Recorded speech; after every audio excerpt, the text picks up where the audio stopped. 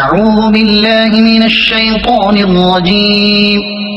بسم الله الرحمن الرحيم. أتى أمر الله فلا تستعجلوه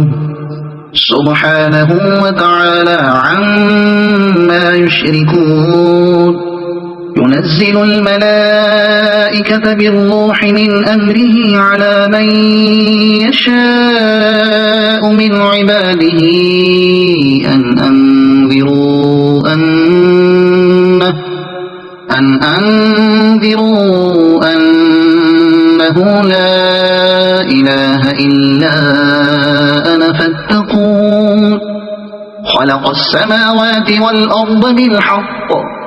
تعالى عما يشركون.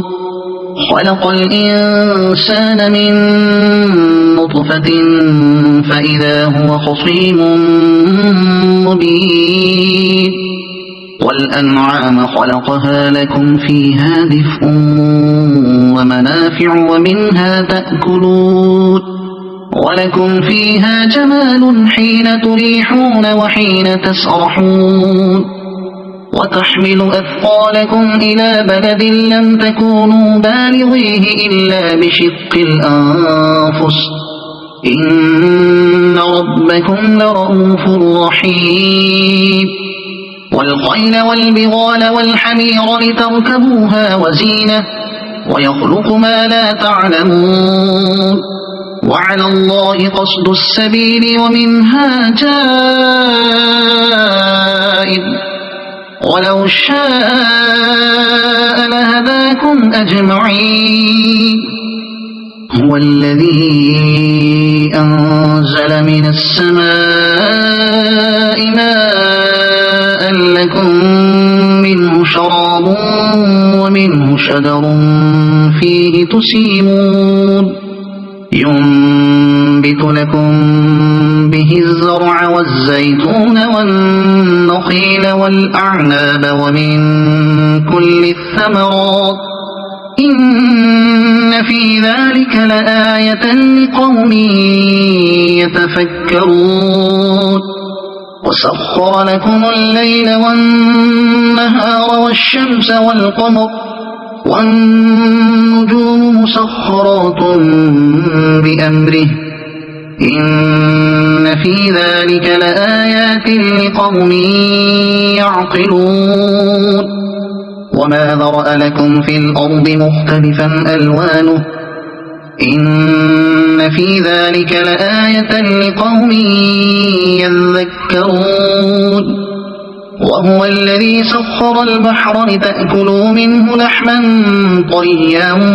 وتستخرجوا منه حلية تلبسونها وترى الفلك مواخر فيه ولتبتغوا من فضله ولعلكم تشكرون. وألقى في الأرض رواسي أن تميد بكم وأنهارا وسبلا لعلكم تهتدون. وعلامات وبالنجم هم يهتدون. أفمن يخلق كمن لا يخلق أفلا تذكرون. وإن تعدوا نعمة الله لا تحصوها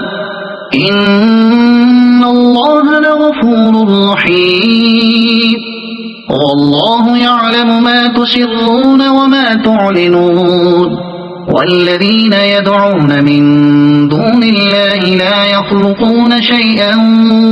وهم يخلقون. أموات غير أحياء وما يشعرون أيان يبعثون. إلهكم إله واحد فالذين لا يؤمنون بالآخرة قلوبهم منكرة وهم مستكبرون. لا جرم أن الله يعلم ما يسرون وما يعلنون إنه لا يحب المستكبرين. وإذا قيل لهم ماذا أنزل ربكم أصابهم قالوا أساطير الأولين ليحملوا أوزارهم كاملة يوم القيامة ومن أوزار الذين يضلونهم بغير علم ألا ساء ما يزرون قد مكر الذين من قبلهم فأتى الله بنيانهم من القواعد فخر عليهم السقف من فوقهم وأتاهم العذاب من حيث لا يشعرون ثم يوم القيامة يخزيهم ويقول أين شركائي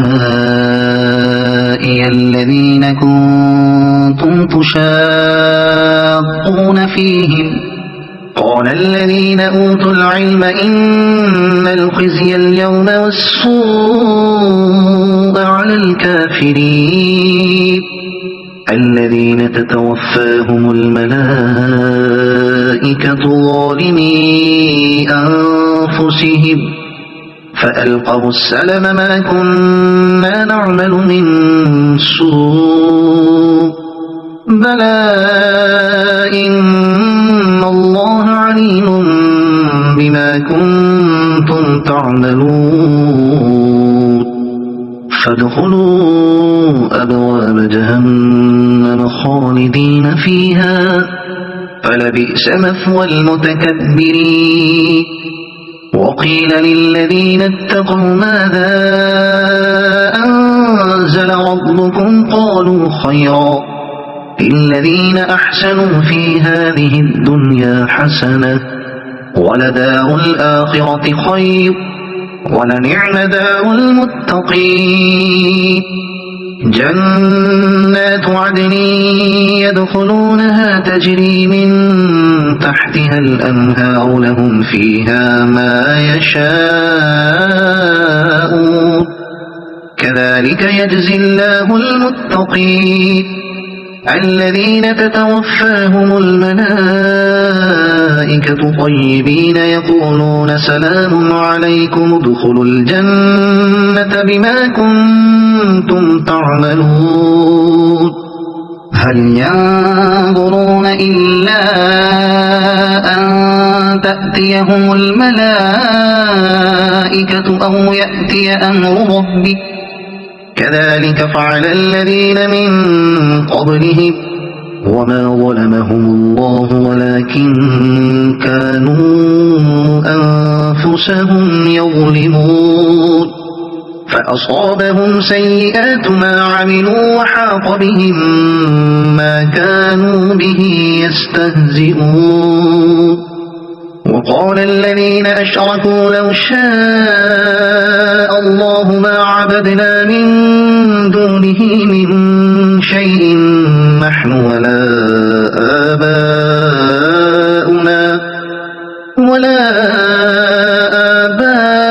آباؤنا ولا حرمنا من دونه من شيء كذلك فعل الذين من قبلهم فهل على الرسل إلا البلاغ المبين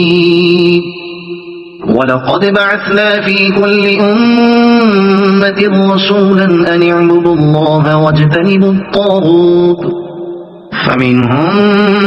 من هدى الله ومنهم من حقت عليه الضلالة فسيروا في الأرض فانظروا كيف كان عاقبة المكذبين إن تحرص على هداهم فإن الله لا يهدي من يضل وما لهم من ناصرين وأقسموا بالله جهد أيمانهم لا يبعث الله من يموت بلى وعدا عليه حقا ولكن أكثر الناس لا يعلمون ليبين لهم الذي يختلفون فيه وليعلم الذين كفروا أنهم كانوا كاذبين إن إنما قولنا لشيء إذا أردناه أن نقول له كن فيكون والذين هاجروا في الله من بعد ما ظلموا لنبوئنهم في الدنيا حسنة ولأجر الآخرة أكبر لو كانوا يعلمون الذين صبروا وعلى ربهم يتوكلون وما أرسلنا من قبلك إلا رجالا نوحي إليهم فاسألوا أهل الذكر إن كنتم لا تعلمون بالبينات والزبر وأنزلنا إليك الذكر لتبين للناس ما نزل إليهم ولعلهم يتفكرون أفأمن الذين مكروا السيئات أن يخسف الله بهم الأرض أو يأتيهم العذاب من حيث لا يشعرون أو يأخذهم في تقلبهم فما هم بمعجزين أو يأخذهم على تخوف فإن ربكم لرؤوف رحيم أولم يروا إلى ما خلق الله من شيء يتفيأ ظلاله عن اليمين والشمائل سجدا لله وهم داخرون ولله يسجد ما في السماوات وما في الأرض من دابة والملائكة وهم لا يستكبرون يخافون ربهم من فوقهم ويفعلون ما يؤمرون وقال الله لا تتخذوا إلهين اثنين إنما هو إله واحد فإياي فارهبون وله ما في السماوات والأرض وله الدين واصبا أفغير الله تتقون وما بكم من نعمة فمن الله ثم إذا مسكم الضر فإليه تجأرون ثم إذا كشف الضر عنكم إذا فريق منكم بربهم يشركون ليكفروا بما آتيناهم فتمتعوا فسوف تعلمون ويجعلون لما لا يعلمون نصيبا مما رزقناهم تالله لتسألن عما كنتم تفترون ويجعلون لله البنات سبحانه ولهم ما يشتهون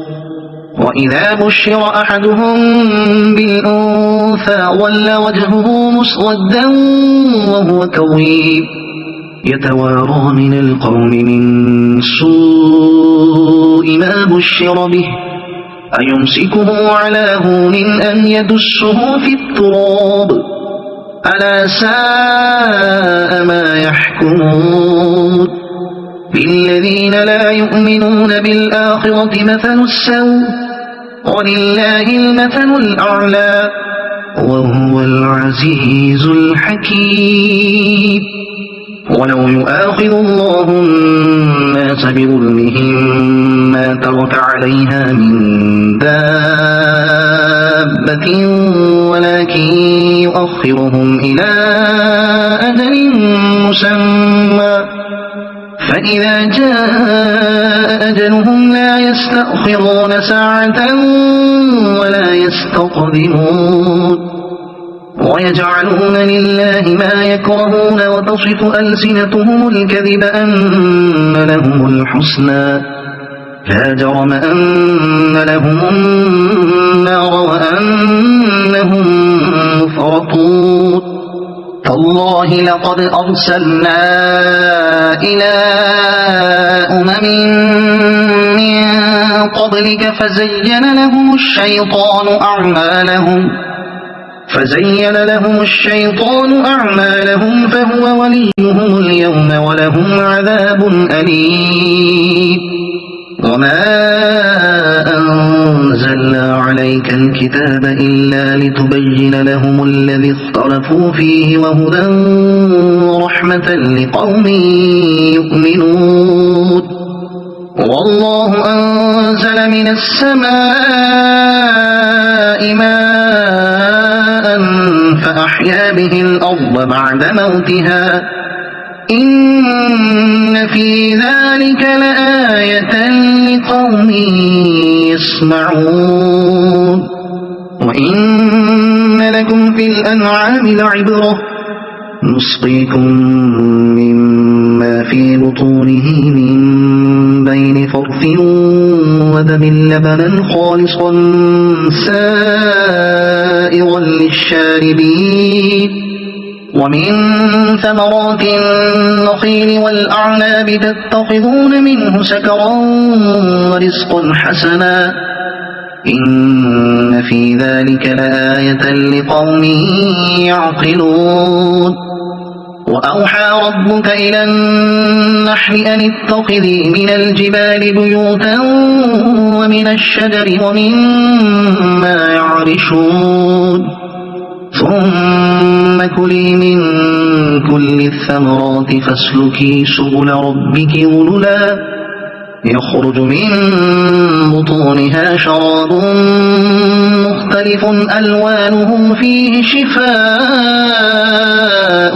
للناس إن في ذلك لآية لقوم يتفكرون والله خلقكم ثم يتوفاكم ومنكم من يرد إلى أرذل العمر لكي لا يعلم بعد علم شيئا إن الله عليم قدير والله فضل بعضكم على بعض في الرزق فما الذين فضلوا براد رزقهم على ما ملكت أيمانهم فهم فيه سواء أفبنعمة الله يجحدون والله جعل لكم من أنفسكم أزواجا وجعل لكم من أزواجكم بنين وحفدة ورزقكم من الطيبات أفبالباطل يؤمنون وبنعمة الله هم يكفرون ويعبدون من دون الله ما لا يملك لهم رزقا من السماوات والأرض شيئا ولا يستطيعون فلا تضربوا لله الأمثال إن الله يعلم وأنتم لا تعلمون ضرب الله مثلا عبدا مملوكا لا يقدر على شيء ومن رزقناه منا رزقا حسنا فهو ينفق منه سرا وجهرا هل يستوون الحمد لله بل أكثرهم لا يعلمون وضرب الله مثلا رجلين أحدهما أبكم لا يقدر على شيء وهو كل على مولاه أينما يوجهه لا يأتي بخير هل يستوي هو ومن يأمر بالعدل وهو على صراط مستقيم ولله غيب السماوات والأرض وما أمر الساعة إلا كلمح البصر أو هو أقرب إن الله على كل شيء قدير والله أخرجكم من بطون أمهاتكم لا تعلمون شيئا وجعل لكم السمع والأبصار والأفئدة لعلكم تشكرون ألم يروا إلى الطير مسخرات في جو السماء ما يمسكهن إلا الله إن في ذلك لآيات لقوم يؤمنون يؤمنون والله جعل لكم من بيوتكم سكنا وجعل لكم من جلود الأنعام بيوتا تستخفونها يوم ظعنكم ويوم إقامتكم ومن أصوافها وأوبارها وأشعارها أثاثا ومتاعا إلى حين والله جعل لكم مما خلق ظلالا وجعل لكم من الجبال أكنانا وجعل لكم سرابيل تقيكم الحر وسرابيل تقيكم بأسكم كذلك يتم نعمته عليكم لعلكم تسلمون فإن تولوا فإنما عليك البلاغ المبين يعرفون نعمة الله ثم ينكرونها وأكثرهم الكافرون ويوم نبعث من كل أمة شهيدا ثم لا يؤذن للذين كفروا ولا هم يستعتبون وإذا رأى الذين ظلموا العذاب فلا يخفف عنهم ولا هم ينظرون وإذا رأى الذين أشركوا شركاءهم قالوا ربنا هؤلاء شركاؤنا الذين كنا ندعو من دونك فألقوا إليهم القول إنكم لكاذبون وألقوا إلى الله يومئذ السلم وضل عنهم ما كانوا يفترون الذين كفروا وصدوا عن سبيل الله زدناهم عذابا فوق العذاب بما كانوا يفسدون ويوم نبعث في كل أمة شهيدا عليهم من أنفسهم وجئنا بك شهيدا على هؤلاء ونزلنا عليك الكتاب تبيانا لكل شيء وهدى ورحمة وبشرى للمسلمين إن الله يأمر بالعدل والإحسان وإيتاء ذي القربى وينهى عن الفحشاء والمنكر والبغي يعظكم لعلكم تذكرون وأوفوا بعهد الله إذا عاهدتم ولا تنقضوا الأيمان بعد توكيدها وقد جعلتم الله عليكم كفيلا إن الله يعلم ما تفعلون ولا تكونوا كالتي نقضت غزلها من بعد قوة أنكاثا تتخذون أيمانكم دخلا بينكم أن تكون أمة هي أربى من أمة إنما يبلوكم الله به وليبينن لكم يوم القيامة ما كنتم فيه تختلفون ولو شاء الله لجعلكم أمة واحدة ولكن يضل من يشاء ويهدي من يشاء ولتسألن عما كنتم تعملون ولا تتخذوا أيمانكم دخلا بينكم فتزل قدم بعد ثبوتها وتذوقوا السوء بما صددتم عن سبيل الله ولكم عذاب عظيم ولا تشتروا بعهد الله ثمنا قليلا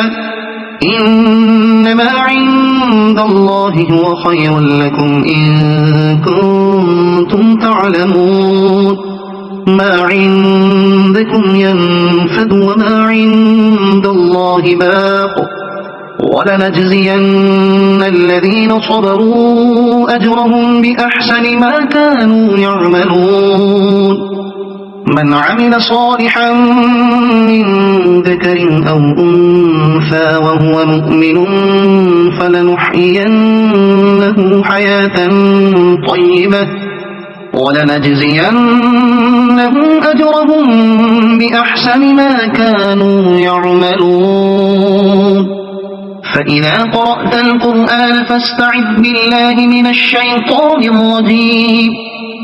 إنه ليس له سلطان على الذين آمنوا وعلى ربهم يتوكلون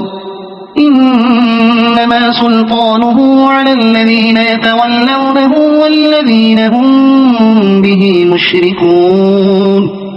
وإذا بدلنا آية مكان آية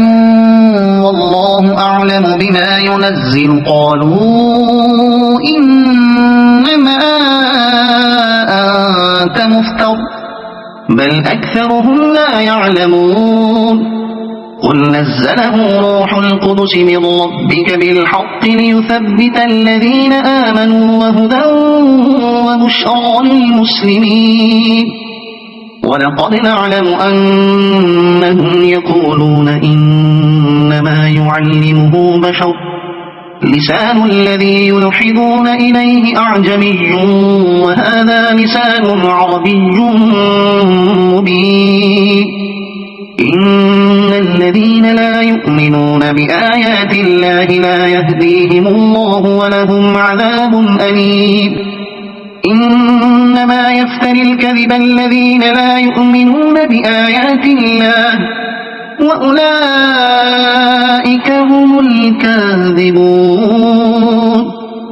من كفر بالله من بعد إيمانه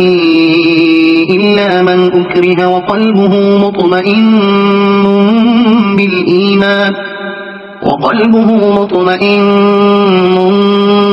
بالإيمان ولكن من شرح بالكفر صدرا فعليهم غضب من الله ولهم عذاب عظيم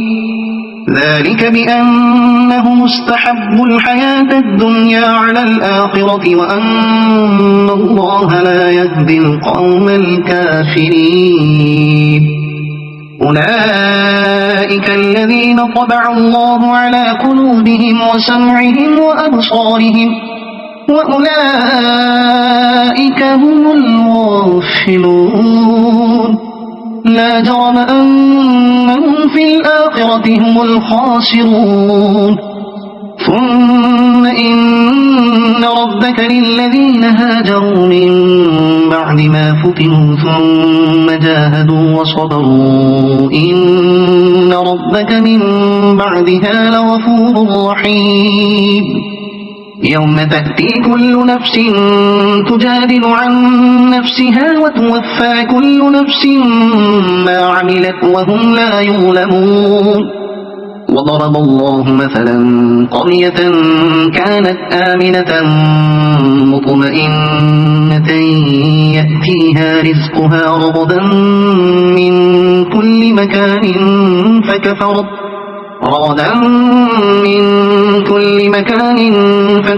بأنعم الله فأذاقها الله لباس الجوع والخوف بما كانوا يصنعون ولقد جاءهم رسول منهم فكذبوه فأخذهم العذاب وهم ظالمون فكلوا مما رزقكم الله حلالا طيبا واشكروا نعمة الله إن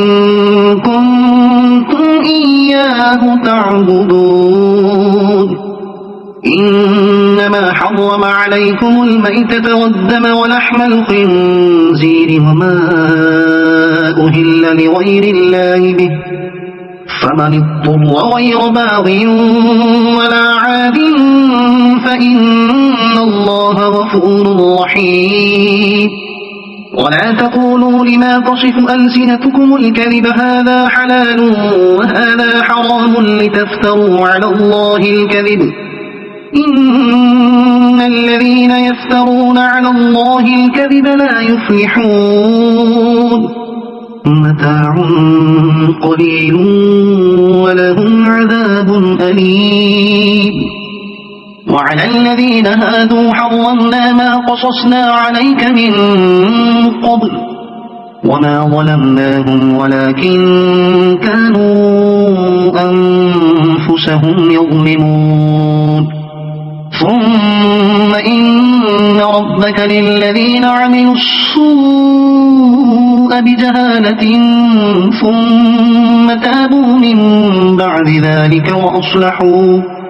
ثم تابوا من